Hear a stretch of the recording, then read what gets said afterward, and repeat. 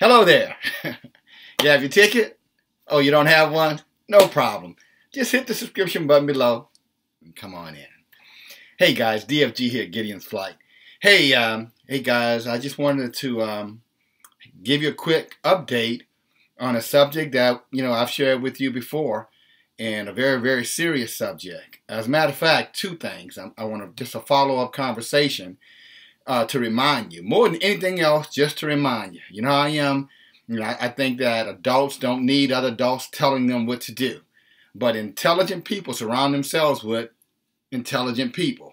There's a proverb that says that a wise man surrounds him or herself with wise counsel. So this is just counsel. You do with it what you choose, okay?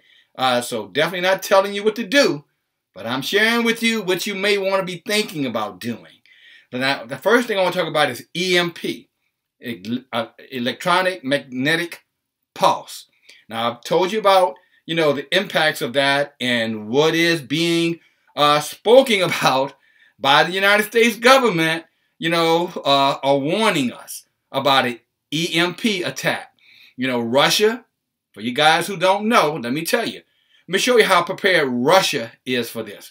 About a year ago, Russia warned all of its citizens, and I think Russia has, I want to say, in the neighborhood of about 290 million people. So not as populous as you might think for a nation the size of Russia. But I want to say that's about the number.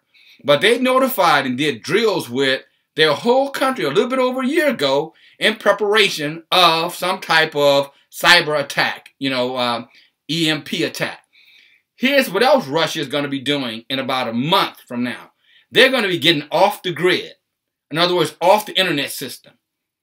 That's right, at least from a military perspective, where their government is going to be able to run from its own separate system. And they'll no longer be a part of the global web. Okay? And why do you think that is, guys? Because Russia, Putin, the government of Russia already know what's coming down the pipeline. These people sit with other very, very important people. I'm talking about the leadership, the global leadership in these major countries, Russia, China, India, United States, to give you some examples. They get together and they talk about these things and the necessity of some of these things. And you might ask me, well, what's the necessity for an EMP attack? Well, there's a lot of reasons. And one I will tell you is because of a scarcity of resources on the planet.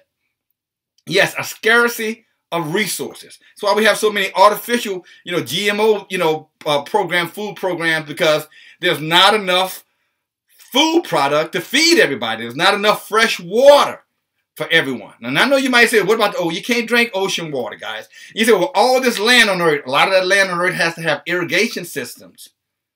You can't grow on all soil. There's a lot of desert soil on this planet.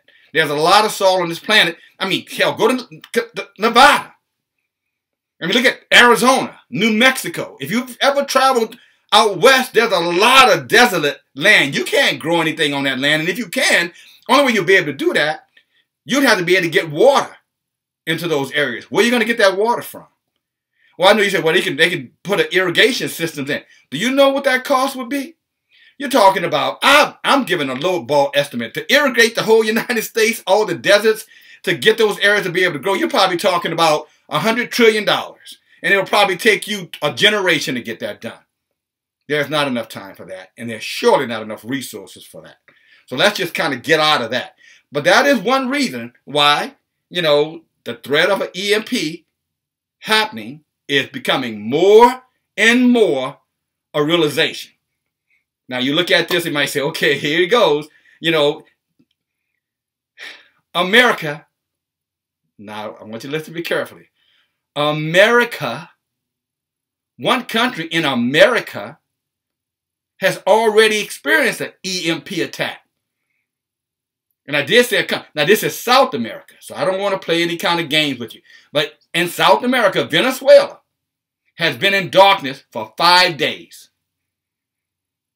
Now, you'll hear people, your mainstream media, they're going to tell you that they had a antiquated electrical power system. Of course they're going to tell you that stuff. They're not going to tell you that the United States was behind shutting down the electronic system in Venezuela. But if you listen to Senator Marco Rubio, the day before it happened in Venezuela, he was talking about it happened before it even happened. How would he have known that? Okay? So it's already going on. And the possibilities of it happening here is very, very strong. Are you preparing yourself? Okay? And a couple of things I want to bring to your attention. And now back to Russia. You know why Russia went off the grid? Just so I don't lose you with that. Russia's going off the internet grid is because when it does happen, we're not going to be able to take down their electronic grid. That's why Donald Trump is talking about starting a Star Wars, a space program, I'm sorry. Because he realized that the next attack is coming from the sky. This is not about aliens coming from another planet. This is about what's going to be happening in the atmosphere, country to country. So it's going to be a space war in that regard, not some Star Wars stuff. Get that out of your mind, guys. That's for the movies. In the real world, the attack that we're going to be confronted with is going to come in the Earth's orbit, inside of the Earth's orbit. From the skies that you look up at, I look up at every day. All right? And Russia is protecting itself so that if the United States try to retaliate against Russia for maybe a Russian attack, then we can't. Now, yes, America, I was looking at some numbers today.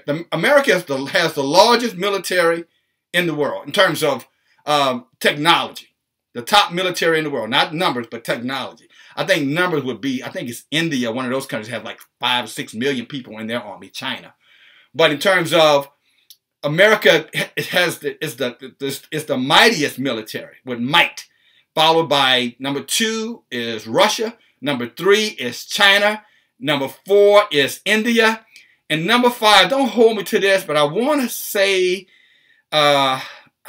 maybe Japan. I want to say it's an Asian company. You can look it up, okay? But that's the top 4. And right now, if you think about everything that's going on between the United States and Russia, that's number 1 and number 2. And if Russia shuts down our grid, then our warplanes are going to be ineffective. Our nuclear system is going to be ineffective. In other words, they can shut these things down, guys. And so you may be the mightiest if you can use your resources, but if our resources are disabled, then all bets are off. And Russia's positioned itself to do that. One of the reasons why I truly believe they turned off the power in Venezuela is to somewhat try to discourage Russia and China from coming on our southern border. Most southern border, I guess I'll call it at least southern border. I guess that's the right way to say that. Talking about South America. So there's a lot of politics going on. And I don't mean politics in terms of, parties and things of that nature. I'm talking about people in high places making a lot of important decisions that are going to affect all of us in the very foreseeable future. And if you're not preparing yourself, guys, here's what's going to happen. You're going to walk outside today because all the power inside went off. And you're going to go say, well, what happened? You'll ask your neighbor, are your lights out? Yeah, my lights are out. Then you'll call the phone company. The power company. And you'll get a recording. Sorry, there is an emergency electrical issue going on. So people stand around, they'll talk and try to hope and figure out, okay, well, what's happening? My car won't crank up. I can't get to the store. My kids are at the nursery. I can't get them, And you give it about 3 or 4 hours. It starts to get a little darker. Depending on what region you're in, it could get hotter or colder. Then panic is going to kick in. And then all of a sudden, people are going to start to, they're going to start losing their minds. And in one day, it's going to be so crazy around the country that it will be not safe to even go outside. In 1 week, you'll start to see bodies in the street. In 3 weeks, it's estimated you may see millions of people in a very desperate situation. When I say desperate, I'm talking about from dead bodies, people drinking a contaminated water because the sewer system will go down. Everything that's controlled through all the purification processes will be eliminated. I wouldn't be surprised if some of these nuclear plants and stuff start to leak and nuclear waste become. What I'm saying, guys, it will be a shitstorm. So you need to listen, and you really need to think about what's your strategy. what's your plan, guys? This is that important. All right? Time is running out. I'm sorry. What hand is I'm supposed to be? This one, right? Yeah, time is running out. All right? Do you have a plan? If you have a plan, good. But remember, that plan is only a good plan if you tested it already. Because if you're going to stay in your home, can you stay in your home 3 or 4 days safely? Can you stay in your home for 3 weeks safely? Can you stay in your home 6 months safely? Because if you can't, that's not a plan. Can you sustain yourself? Can you defend yourself? Do you have all the supplies that you need? I was talking to my brother Bruno yesterday, and I want to give him a 2 thumbs up because we don't talk as regular as we used to. But he said, "Hey, bro, I haven't talked to you in a while, but I've been watching your videos, and you were telling me about the EMP, and I got water stored up at home. I got paper products there. I got tissue." He was telling me about all these things he's done because he's taking heed from his brother. Because he knows me, he's known me all my life. He knows I'm not that guy to try to get you in a panic. I don't waste my time in child's play. He knows that if I tell you something is serious, I have 100% conviction about it. And I've done my research and I've done my homework. So I'm saying to you guys, a plan is not a plan if you haven't tested the plan. And, and not only that, but if you haven't gone in and did an inventory of what you have to ensure that you're going to be ready, it's gonna get bad, and it's gonna get bad fast. That's why I use the example. You might go outside trying to figure out what's going on. The next day, you're not gonna be able to go outside. Well, you can, but it's probably gonna be a problem, a major problem. And in about 3 days, guys, the vigilante groups, and all these other organizations, not mad, crazy people who need resources, food, water, who did not prepare, they're coming for you. And if you're not able to defend yourself, you're gonna be in trouble. And some of you, I know we got a lot of people with these, weak stomachs and soft hearts and, and I just couldn't see myself hurting anybody. Well, where I understand how you feel, just understand that's how you feel. But see that guy next door who's starving or that guy down the street who's starving, he doesn't have those same feelings. And he's not going to come in your home and say, well, you're such a nice guy, I'm going to go somewhere else. No, he's going to come to you first. You're going to be the first one that goes down. And all that love and empathy and I don't want to worry about it, I don't want to think about that, it's going to go right out of the window. When you start to see some of the atrocious and vicious and violent things that people will do to you to take what you have, if you can stomach sitting there looking at your children starving to death or dying of thirst, if you have that kind of stomach and you can still be in love and still have a smile on your face, then you're an exceptional individual. And I'll tell you also, you're a fool. Prepare. Get prepared. Time is running out. There's another big holiday coming up. How I always tell you guys, do not go give the Walton family your money, Walmart and the rest of these rich elites who don't care anything about you. Take your resources, guys, and come up with a plan. Get your stuff together. Some of you guys might have to get out of town. If you're in places like New York and Chicago, these Boston, these big major metropolitans, you're not going to be able to stay in some of these places. Now, maybe if you're up on one of those high floors and you got everything you need up there, maybe they can disconnect. Well, elevators won't work. I guess you'll be stuck up there. But at least you'll probably be safe up there for a while. But those are the kinds of things you got to be thinking about. Time is running out. And if you're not thinking about that, guys, you're being irresponsible. Okay? Go back and check some of the older videos. I talked about weapons, ammunition. Talked about food supplies, medical supplies. We talked about clothing, if you're in a cold market, cold areas, blankets, things of that nature.